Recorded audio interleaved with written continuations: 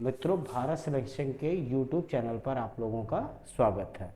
हालांकि जैसा कि आपको पूर्व ही विदित है कि भारत सिलेक्शन विंग में SSC, UP triple SC, SSC steno की स्पेशल क्लासेस चलाई जा रही हैं।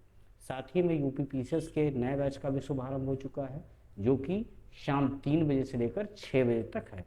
तो जिन भी अभ्यर्थियों को इससे संबंधित तैयारी करनी है, वो संस्था में आकर अपना प्रवेश ले सकते हैं। मित्रों, आज हम जिस टॉपिक को डिस्कस करेंगे वो है ह्यूमन डाइजेस्टिव सिस्टम। आज हमारा जो मेन चीज है मानव का पाचन तंत्र, इसको हम लोग डिस्कस करेंगे और समझेंगे।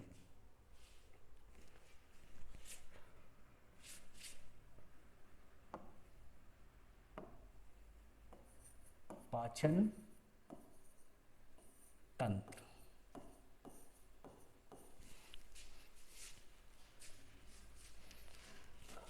जिसे हम लोग अंग्रेजी में डाइजेस्टिव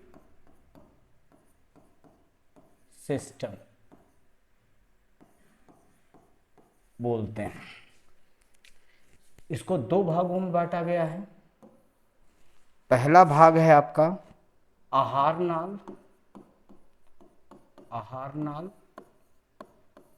और दूसरा भाग है आपका सहायक पाचक ग्रंथियां। सहायक पाचक ग्रंथियां।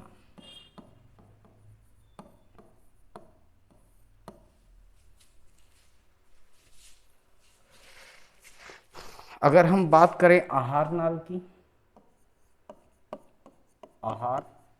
की, तो मित्रों इसे हम लोग एलिमेंट्री कैनाल भी बोलते हैं। एलिमेंट्री कैनाल, या इसे हम लोग बोलते हैं गैस्ट्रो इंटेस्टाइनल ट्रैक्ट भी बोलते हैं। मित्रों, यह एक सतत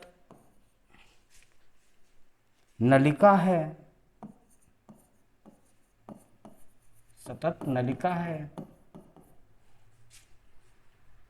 जो मुख से लेकर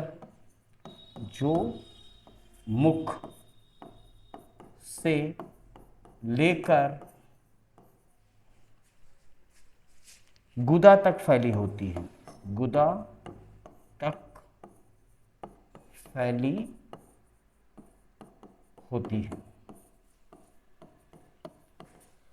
तक फैली होती है। मनुष्य का आहार नाल लगभग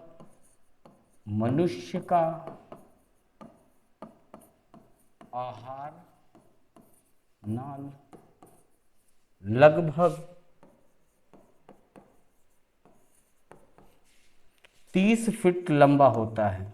30 फीट लंबा होता है।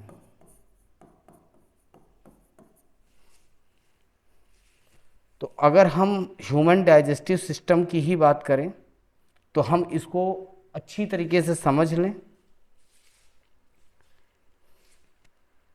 सबसे पहले एक फिगर हम लोग देख लेते हैं।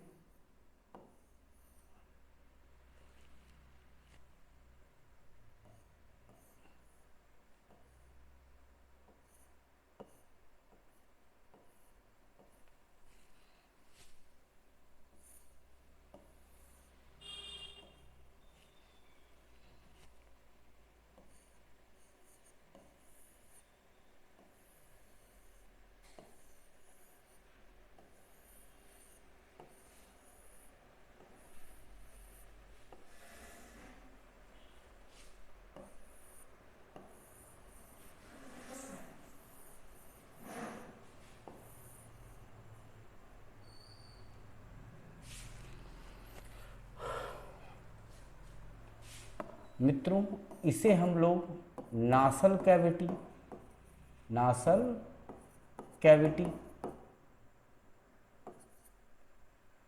यहां पर इसे हम लोग ओरल कैविटी या बक्कल कैविटी बोलते हैं, बक्कल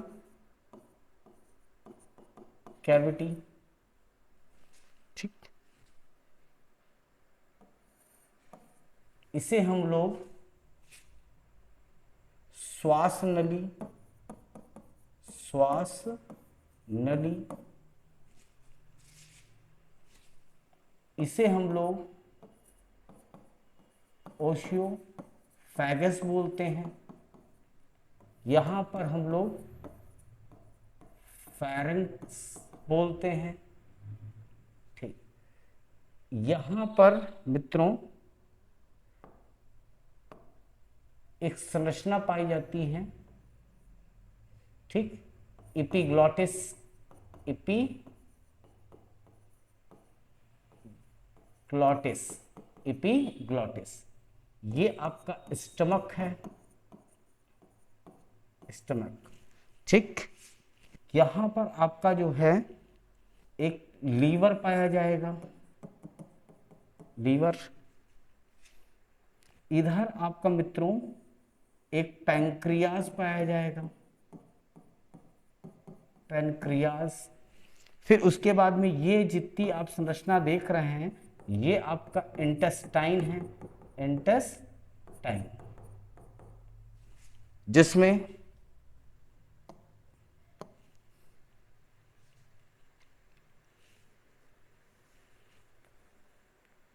ये पोर्शन जो देख रहे हैं आप, ये है आपका जेजनम,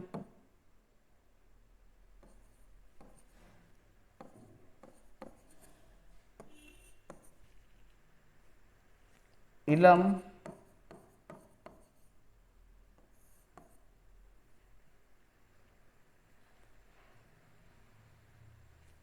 सॉरी,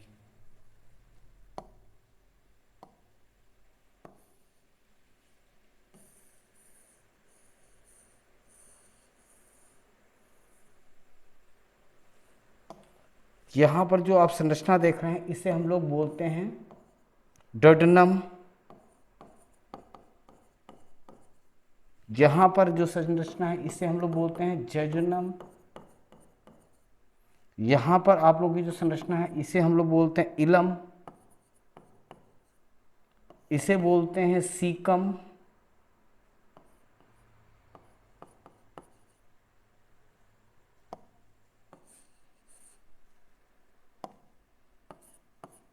सीकम।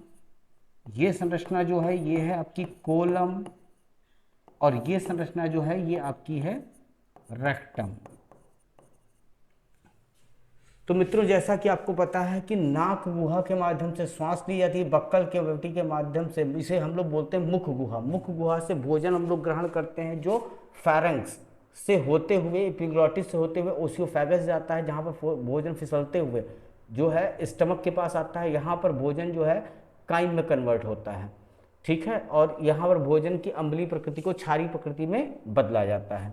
फिर उसके बाद में स्टमक से होते हुए इंटेस्टाइन में आता है, डोडेनम में आता है, उसके बाद में जेजनम में जाता है, फिलम। यहाँ पर भोजन का जो है मित्रों जो भोजन में जो इतने भी आपके पोषक तत्व होते हैं उनका विली विली की संरचना के माध्यम से उसका क्या होता है अवशोषण, और उसके बाद बचे हुए भाग को सीकम, कोलम और रेक्टम से होते हुए मानव शरीर से क्या कर दिया जाता है, बाहर कर दिया जाता है। तो ये एक मोटा मोटा आपके पास फिगर है जिसके माध्यम से हम लोग पूरा डाइजेस्टिव सिस्टम को समझेंगे।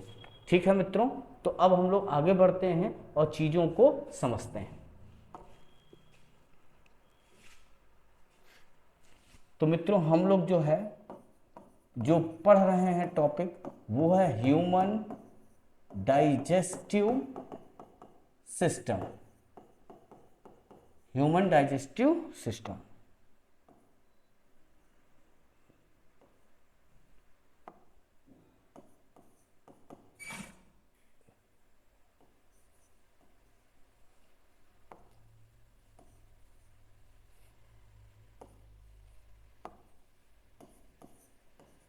ह्यूमन डाइजेस्टिव सिस्टम, इसको मुख्यतः मित्रों मैंने बताया है दो भाग में बांटते हैं आप, आहार नाल और दूसरा है आपका सहायक पाचक ग्रंथि। एक एक चीज को ध्यान से देखना है, समझना है और आगे बढ़ना है। ठीक, मैंने आपको बता दिया था अभी पहले ही कि आहार नाल को हम लोग एलिमेंट्री कैनाल और गैस्ट्रोइंटेस्टाइनल भी बोलते हैं, जबकि सहायक पाचक ग्रंथियों के अंतर्गत जिन चीज़ों का हमको अध्ययन करना है वो है लीवर, दूसरा है आपका गॉल ब्लैडर जिसे हम लोग पित्ताशय बोलते हैं, और तीसरा है आपका पैंक्रियाज जिसे हम लोग अग्न्याशय बोलते हैं। आहार नाल के अंतर्गत मित्रों हम लोगों को क्या देखना है? ओरल कैविटी जिसे हम लोग बक्कल कैविटी भी बोलते हैं, बक्कल कैविटी। दूसरा जो हमको इसके अंतर्गत देखना है वो है फेरेंक्स। तीसरा जो हमको इसके अंतर्गत देखना है वो है आपका ओसियोफेगस। और इसके बाद जो हमको देखना है इसके अंतर्गत इंटेस्टाइन। और इनसे मतलब ये जब आप इन पूरे टॉपिक को आप देख लेंगे, समझ लेंगे, तो आपको ह्यूमन डाइजेस्टिव सिस्टम की एक आसान समझ मिल जाएगी। ठीक है, जो आपके एग्जाम के लिए इंपॉर्टेंट होगी। तो मित्रों जिस टॉपिक से हम शुरू करते हैं वो है बक्कल कैविटी, बक्कल कैविटी। तो सबसे पहले बक्कल कैविटी जानिए। तो यह सिल्ट की भांति होता है। सिल्ट अर्थात दरार। सिल्ट का मतलब किससे आप लगा रहे हैं? दरार से। हिंदी भाषा में आप लोगों को समझाना आसान रहे तो ये आपका दरार। यह दरार जो है इसके आउटर लेवल पर गाल, गाल तो आप लोग समझते ही होंगे, आउटर लेवल पर गाल, ठीक है, और इनर या आंतरिक संरचना की तरफ पर दांत प्लस मसूड़े से घिरी संरचना, से घिरी संरचना क्या कहलाती है मित्रों? Buccal cavity. और इसी घिरी संरचना के अंदर, ये घिरी संरचना के फर्श पर एक मोटी मांसल संरचना पाई जाती है। एक मोटी मांसल संरचना पाई जाती है जिसे आप लोग टंग, TONGUE, टंग या जीभ कहते हैं। इसे क्या बोलते हैं आप लोग? जीभ, टंग या जीभ कहते हैं। ठीक, इसके बाद में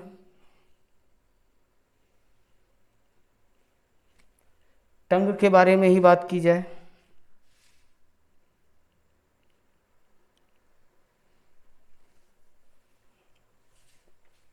तो ये आपका जो जीभ है, जीभ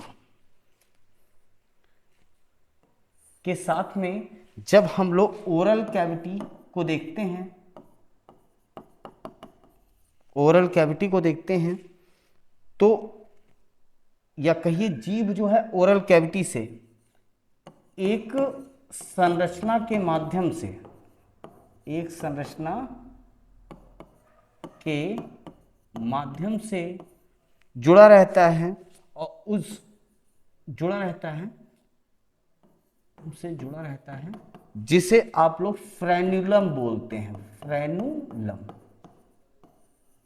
फ्रेन्युलम बोलते हैं। ठीक है मित्रों, इसके बाद में यदि आपसे पूछा जाए टंग के बारे में कि इस टंग पर या जीभ पर कितने प्रकार के अंकुर पाए जाते हैं? तो 3 प्रकार के अंकुर पाए जाते हैं। अंकुर को आप लोग मित्रों क्या बोलेंगे? पेपिलाई। ठीक, अब प्रश्न उठता है ये कौन कौन से होते हैं? तो एक है आपका फंगी फॉर्म, दूसरा है आपका फिलीफॉर्म, और तीसरा है मित्रों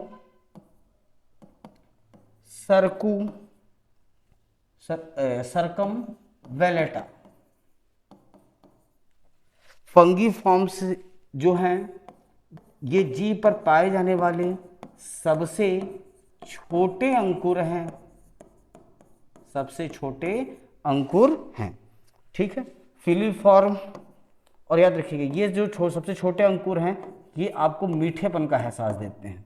वैसे ही फिलीफॉर्म जो है ये आपको खट्टा प्लस नमकीन का एहसास देंगे, और वहीं आपका सरकम वेलेटा, ठीक, पेपलाई, ये आपके जीभ पर पाए जाने वाले सबसे बड़े अंकुर हैं। कभी भी मित्रों ये क्वेश्चन के रूप में आ सकता है। ठीक है, और ये आपको कड़वेपन का एहसास देते हैं, कड़वेपन का एहसास देते हैं।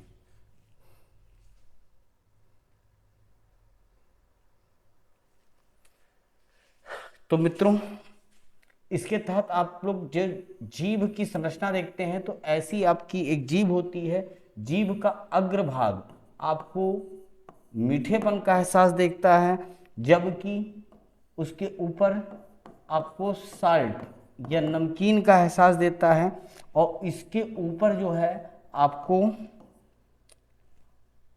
खट्टेपन का एहसास होगा, और इसके आगे की जो संरचना ऐसे पाई जाती है वहां पर आपको कड़वेपन का एहसास होगा। मित्रों यदि मित्रों आप लोग मीठा खाइए और उसको डायरेक्ट जीभ पीछे हिस्से में रखिए और घोट जाएगी तो आपको मीठेपन का एहसास नहीं होगा, क्योंकि जब तक कि लार के माध्यम से उसका एहसास अग्रभाग पर ना जाए तब तक आपको मीठेपन का एहसास नहीं होता है। इसी प्रकार मित्रों आपको कड़वा भी, जैसे आप लोग खाते होंगे मिर्च जब आप खाते हैं तो जब तक वह उस लार के माध्यम से किधर ना पहुंच जाए पीछे साइड में, तब तक आपको कड़वेपन का एहसास नहीं होता है। फिलहाल मित्रों एक आता है यूवेला क्या है, तो उसके लिए हम लोग देखते हैं बक्कल कैविटी। तो बक्कल कैविटी में अंदर की ओर, बक्कल कैविटी में अंदर की ओर क्षैतिज भाग, अंदर की ओर क्षैतिज भाग पर तालु, ठीक है, जैसी संरचना पाई जाती है। तालु के 2 हिस्से होते हैं, एक होता है अगला हिस्सा और एक होता है पिछला हिस्सा।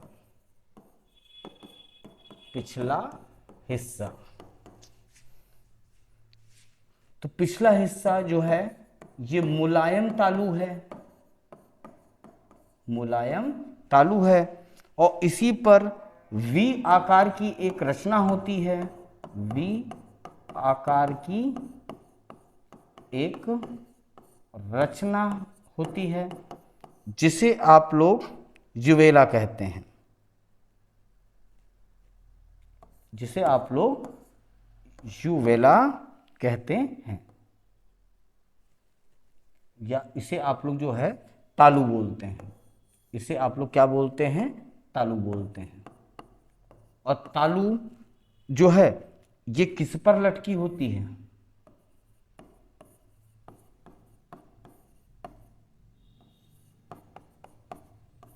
मुलायम तालु। मित्रों उम्मीद है आप लोगों को ये टॉपिक थोड़ा सा समझ में आया होगा। तो जिन बच्चों को और ज़्यादा अच्छी तरीके से समझना है तो जब रिवीजन क्लास ले रहे होंगे तो आप लोग समझते रहिएगा, साथ में मेरे हिसाब से आप लोग इसके नोट्स बनाते रहिएगा। ठीक है मित्रों, तो कुछ हम आपको पॉइंट्स भी कनेक्ट करते हैं। ठीक है, सलेवरी ग्लैंड, सलेवरी ग्लैंड,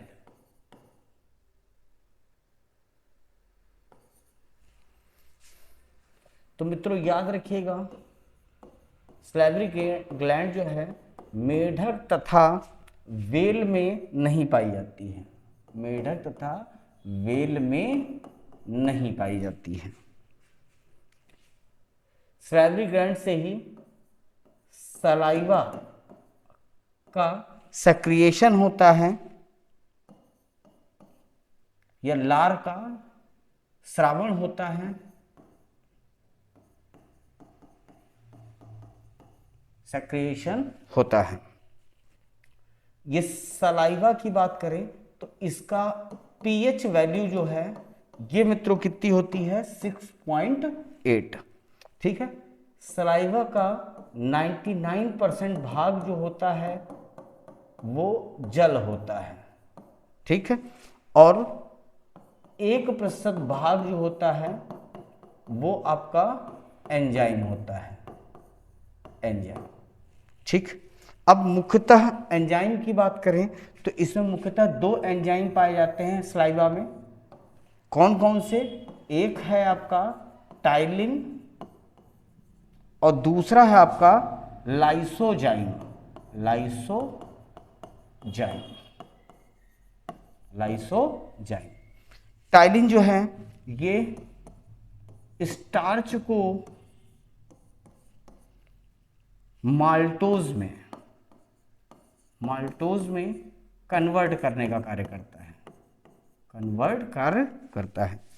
ठीक है, और लाइसोजाइम जो है ये सूक्ष्म बैक्टीरिया को मारने का वर्क करता है, मारने का वर्क करता है। ठीक है मित्रों, अब सलेवरी ग्लैंड की बात करते हैं। तो सलेवरी ग्लैंड में आपके 3 पेयर पाए जाते हैं। एक है आपका सबलिंगुअल ग्लैंड, सबलिंगुअल ग्लैंड। दूसरा है आपका मित्रों सब मैक्सिलरी ग्लैंड,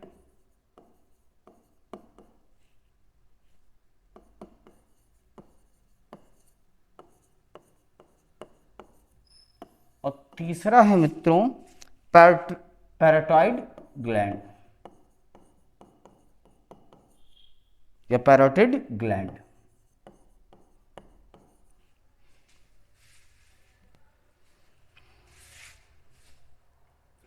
सब मैक्सिलरी ग्लैंड तो बोला जाता है ये जीभ के दोनों ओर एक एक प्रेजेंट रहता है या एक जोड़ा पाया जाता है। सब मैक्सिलरी ग्लैंड की बात करें तो जबड़े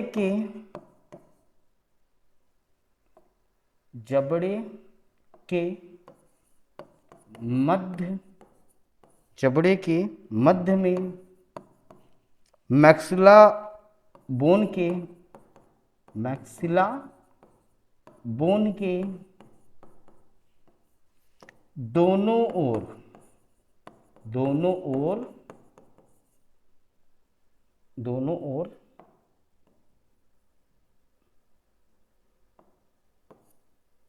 एक एक प्रेजेंट रहता है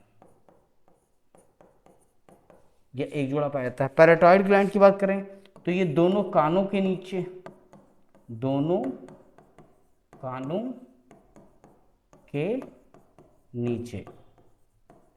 एक एक प्रेजेंट रहता है, मतलब जोड़े के रूप में पाए जाते हैं। तो ये था आपका मित्रों जीभ। उम्मीद है आपको ये टॉपिक थोड़ा बहुत समझ में आया हो। तो हम लोग इसको देखते हैं और समझने का प्रयास करते हैं। ठीक, तो कल हम लोग जो जिस टॉपिक पर डिस्कस करेंगे वो होगा टूथ या दांत। ठीक है मित्रों, तो एक एक चीजें देखते हैं, समझते हैं और आप लोग स्क्रीनशॉट भी इसकी लेते रहिएगा। तो पहला जो आपका सामने है ये मैंने बताया है पाचन तंत्र। तो मित्रों आपको पता है कि पाचन तंत्र मतलब है आप जब भोजन करते हो तो आप जो है उसको खाते हो, खाने के बाद में वो कहीं ना कहीं ये जो हम लोग का आगे का जो है बक्कल कैविटी इसके माध्यम से कहाँ जाता है, मुंह में। मुंह में इसे सलाइवा या लार के द्वारा क्या किया जाता है, मथा जाता है। इस मथने के बाद जो भोजन होता है वो कहलाता है बोलस। क्या कहलाता है मित्रों, बोलस। अब यह मित्रों जो बोलस है, ठीक है, तो कहा जाता है मुख गुहा में ही भोजन का 30% क्या हो जाता है, पाचन हो जाता है। कितने प्रतिशत, 30%। तो मित्रों याद रखिएगा ये सब बात। अभी भोजन जो है स्टमक में पहुंचेगा, स्टमक में पहुंचने के बाद वो काइम कहलाएगा मित्रों। क्या कहलाएगा, काइम, जब उसमें क्षारीय पदार्थ जो है मिल जाते हैं, ठीक है, या उसकी अम्लता में कमी आ जाती है। तो पाचन तंत्र के अंतर्गत मुख्यतः हम लोग को जो इसका अध्ययन करना है वो है आहार नाल और सहायक पाचक ग्रंथियां। आहार नाल जिसे हम लोग एलिमेंट्री कैनाल भी बोलते हैं, इसे ही हम लोग गैस्ट्रोइंटेस्टाइनल ट्रैक्ट भी कहते हैं। दूसरा है सहायक पाचक ग्रंथियां, ठीक है, और इन दोनों की समग्र संरचना को हम लोग डाइजेस्टिव सिस्टम के अंतर्गत देखते हैं। अब आहार नाल की बात करें तो इसके बारे में हम जान लें कि यह है क्या। तो मित्रों बताया क्या गया, यह एक सतत नलिका है। क्या है, सतत नलिका, जो मुख से लेकर गुदा तक क्या रहती, फैली रहती। गुदा को मित्रों हम लोग एनस बोलते हैं। क्या बोलते हैं, एनस। इसी के माध्यम से पचे हुआ भोजन जो है शरीर से बाहर निकाल दिया जाता है। याद रखिएगा, गुदा मार्ग के माध्यम से। मनुष्य में जो आहार नाल है इसकी लंबाई कितनी होती है, 30 फीट। कितनी होती है, 30 फीट। आगे बढ़ते हैं। यहां पर आपको चित्र बताया गया है, ठीक है, जैसे कि आप लोग श्वास लेते हो तो नासल कैविटी के माध्यम से। हालांकि आप कहोगे सर हम तो मुंह से सांस लेते हैं, तो भाई मुंह से भी आप सांस लेते हैं, मगर मुख्य कार्य की बात करें तो नाक का कार्य श्वास लेना और बक्कल कैविटी कहिए या मित्रों इसी को हम लोग बोलते हैं ओरल कैविटी। क्या बोलते हैं मित्रों, ओरल कैविटी। ओरल कैविटी के माध्यम से आप क्या करते हैं, भोजन को ग्रहण करते हैं। भोजन को ग्रहण करने के बाद वह भोजन फेरेंक्स में जाता है। फेरेंक्स जो है ये श्वास नली और पाचन तंत्र का एक मार्ग है, ठीक है। यहां पर भोजन का पाचन नहीं होता, तो फेरेंक्स में भोजन का पाचन नहीं होता। इसके माध्यम से आप सांस भी लेते हैं और इसी के माध्यम से आपका भोजन भी आगे की संरचना में जाता है, क्योंकि यहीं से श्वास नली है और यहीं से आगे मामला अगर हम डिस्कस करेंगे तो हम लोग रेस्पिरेटरी सिस्टम या श्वसन तंत्र की तरफ आगे बढ़ जाएंगे, जहां पर हम लोग लंग्स ठीक के बारे में जानकारी प्राप्त करेंगे। ठीक है मित्रों, तो समय के साथ हम लोग वो भी सीखेंगे।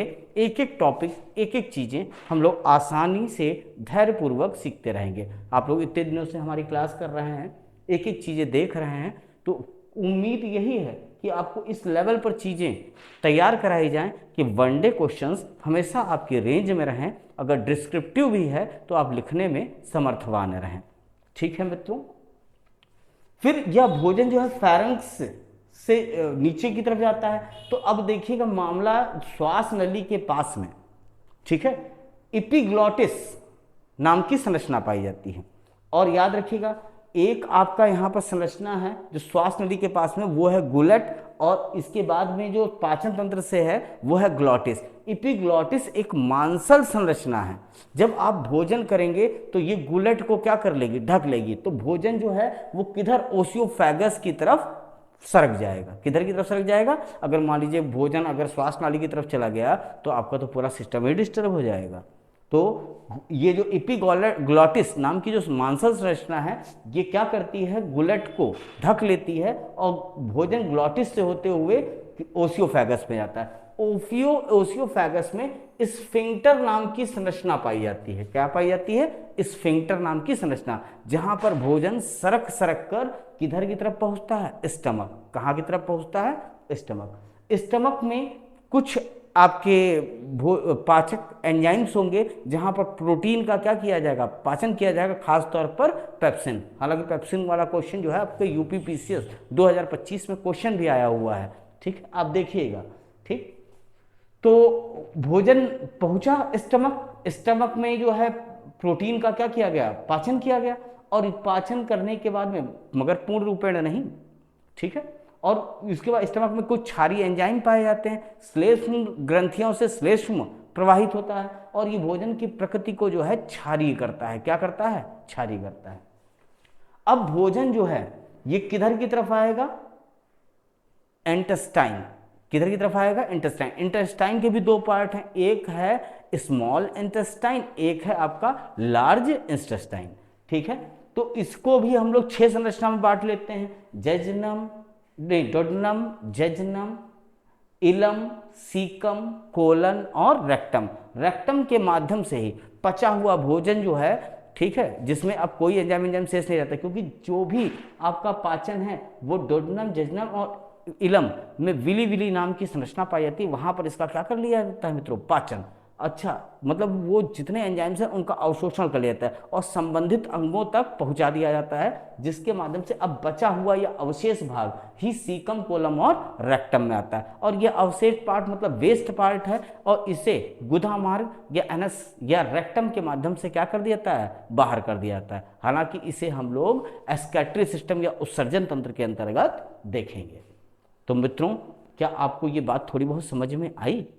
याद रखिएगा, पैंक्रियाज जो कि एक मिक्स्ड ग्लैंड है और लीवर से भी आपका इसमें मुख्य है, ठीक है, और लीवर के पास में यहीं पर गाल ब्लैडर नाम की क्या पाई जाती है? संरचना, जिसे हम लोग बोलते हैं पित्ताशय। क्या बोलते हैं? पित्ताशय। वो सब सहायक पाचक ग्रंथियों के अंतर्गत है। एक एक टॉपिक हम लोग कायदे से देखेंगे, समझेंगे और आगे बढ़ेंगे। फिर उसके बाद में ह्यूमन डाइजेस्टिव सिस्टम, तो मैंने बताया 2 पार्ट, आहार नाल और सहायक पाचक ग्रंथियां। इसके अंतर्गत आपको ओरल कैविटी या बक्कल कैविटी देखनी है, फेरेंक्स देखना है, ओसियोफेगस देखना है, इंटेस्टाइन देखना है। ठीक, सहायक पाचक ग्रंथियों के अंतर्गत आपको लीवर, गॉल ब्लैडर और पैंक्रियाज को देखना है। अब बक्कल कैविटी हमने बोला तो सिल्ट की भांति होता है। सिल्ट अर्थात दरार। ये दरार जो है आउटर लेवल पर गाल से और इनर लेवल पर दांत और मसूड़ों से घिरी संरचना है, जिसके फर्श पर एक मोटी मांसल संरचना पाई जाती है, जिसे आप लोग क्या बोलते हैं? जीभ। जीभ जो है ओरल कैविटी से एक संरचना के माध्यम से जुड़ा हो रहता है, जिसे हम लोग मित्रों फ्रेनुलम बोलते हैं। क्लियर है मित्रों? आगे बढ़ते हैं। फिर इसके बाद में जीभ में 3 प्रकार के अंकुर पाए जाते हैं। एक है आपका फंगीफॉर्म, दूसरा है फिलीफॉर्म और तीसरा है आपका सर्कमवेलेटा। ठीक है, सबसे छोटा अंकुर कौन सा है? फंगीफॉर्म। सबसे बड़ा अंकुर कौन है? सर्कमवेलेटा। फंगीफॉर्म मीठेपन का एहसास देता है, सर्कमवेलेटा कड़वेपन का एहसास देता है। वहीं फिलीफॉर्म जो है आपको खट्टे और नमकीन का एहसास देता है। और यहाँ पर आपको एक जीभ की संरचना दिखा दी गई है। किसकी मित्रों संरचना दिखा दी गई है? जीभ की संरचना दिखा दी गई है। अब जीभ के अग्रभाग से आपको मीठे पहचान का एहसास, उसके जस्ट ऊपर साल्ट, उसके ऊपर खट्टा और सबसे अंतिम जो सबसे किसी साइड पे है तो उससे कड़वेपन का आपको एहसास होता है। भोजन करिएगा, चेक करिएगा, फिर बताइएगा हमको। बक्कल कैविटी में अंदर की ओर क्षैतिज भाग पर तालू पाया जाता है। तालू का 2 हिस्से होते हैं, अगला हिस्सा पिछला हिस्सा मुलायम तालू होता है, जिस पर वी आकार की एक संरचना पाई जाती है, जिसे आप तालू कहते हैं। ये तालू किस पर लटकी रहती है? मुलायम तालू पर। क्लियर है मित्रों? जिसे यूवेला बोलते हैं। इसके बाद में स्लेवरी ग्लैंड, ठीक, तो बताया गया ये मेढक और व्हेल में नहीं पाई जाती है। मित्रों एक चीज और बताया, स्लेवरी ग्लैंड से ही सलाइवा या लार का सेक्रिएशन होता है। लार की पीएच वैल्यू कितनी होती है? 6.8। लार का 99% भाग क्या है? जल। 1% भाग क्या? एंजाइम। एंजाइम के तौर पर यहाँ पर टाइलिन और लाइसोजाइम पाए जाते हैं। टाइलिन जो है कि स्टार्च को माल्टोज में तोड़ देता है, वहीं लाइसोजाइम की बात करें तो ये सूक्ष्म बैक्टीरिया को मारने का क्या करता है? कार्य करता है। सलाइवरी ग्लैंड में 3 ग्लैंड्स होती हैं। एक है सबलिंगुअल ग्लैंड, कि जीभ के दोनों ओर एक एक रहती है, मतलब एक जोड़ा रहता है, एक इस साइड एक इस साइड। दूसरा सब मैक्सिलरी ग्लैंड, तो बोला गया जबड़े के मध्य में मैक्सिला बोन पाई जाती है और मैक्सिला बोन के दोनों ओर एक एक मात्रा में सब मैक्सिलरी ग्लैंड पाई जाती है। फिर पैराटाइड ग्लैंड, तो ये दोनों कानों के नीचे एक एक प्रेजेंट रहती है। तो मित्रों, कल हम लोग जिस टॉपिक पर डिस्कस करेंगे वो है डाइजेस्टिव सिस्टम ही हमारा टॉपिक रहेगा। कुछ दिन डाइजेस्टिव सिस्टम ही चलेगा, जिसमें आपको कल दांत और ये सब चीजें भी बताई जाएंगी। ठीक है मित्रों, तो उम्मीद है आप लोगों को मेरी ये क्लास समझ में आई होगी। आज से विज्ञान की क्लास आपके लिए बहुत ही इजी है। ठीक है, हालांकि इसके पहले आप लोगों को बॉटनी पढ़ाई गई है। मित्रों, एक एक क्लास देखते रहिएगा, चीजें करते रहेगा, फिर प्रैक्टिस से उठाकर क्वेश्चन करिएगा। क्वेश्चन ना हो तो फिर बताइएगा। क्लियर है मित्रों? तो अब इसके तहत मैं अपनी वाणी को विराम दूंगा। ठीक है, कोई भी प्रश्न हो तो आप मुझे कमेंट्स के माध्यम से सूचित कर सकते हैं, जहां पर भी आपको कोई दिक्कत हो। ठीक है, अंतिम में 5, 6, 10 मिनट तो मैं आपको हर एक टॉपिक जितना मैं पढ़ाया रहता हूं वो रिवाइज भी करवाता हूं। मित्रों, आप लोग एक काम जरूर करिएगा, छोटा सा काम है आपको। जैसे आप लोगों ने एक बार ढंग से चीज़ों को पढ़ लिया है, नोट्स अपने तैयार हैं, तो आपको सिर्फ रिवीजन जब भी करने का मन हो, अंतिम 5 मिनट से 6 मिनट जो लास्ट में आपको रिवीजन दिया जाता है, आप उतने पर लगाइए और पूरे वीडियो को देख डालिए, जिससे आपके लिए एग्जाम के प्रश्न क्या रहें? आसान। असली चीज़ है एग्जाम। ठीक है।